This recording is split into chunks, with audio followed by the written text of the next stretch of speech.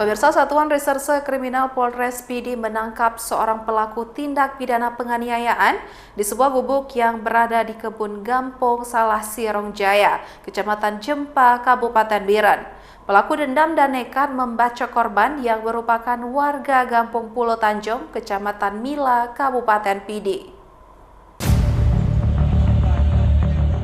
Satuan Reserse Kriminal Polres PD berhasil menangkap RSL 40 tahun pelaku pembacokan yang bersembunyi di kawasan Kecamatan Jempa Biren setelah melakukan penganiayaan di PD.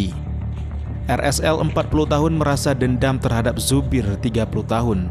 Pelaku menuduh bahwa korban sudah membawa lari sepeda motor milik pelaku.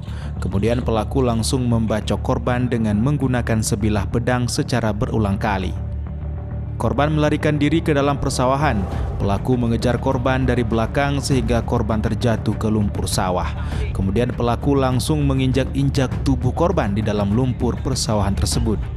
Korban mengalami luka robek di bagian kepala dan beberapa bagian lain akibat sayatan dan tusukan benda tajam.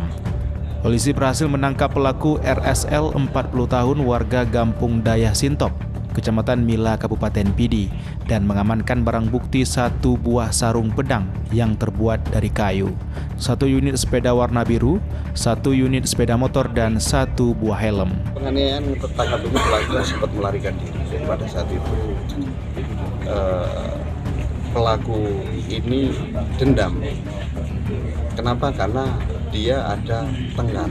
Namun dia bukan dengan korban tengkar pertama itu. Kemungkinan ini masih kita lakukan pendalaman, kemungkinan dia salah sasaran. Dikiranya mungkin dia yang kelahi dengan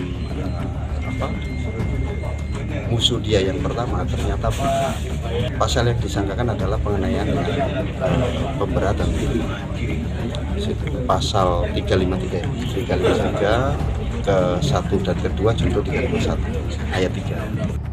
Pelaku dijerat dengan pasal yang dipersangkakan pasal 353 dengan ancaman hukuman penjara paling lama 7 tahun. Dari Kabupaten PD, Jamal Pangwa, iNews melaporkan.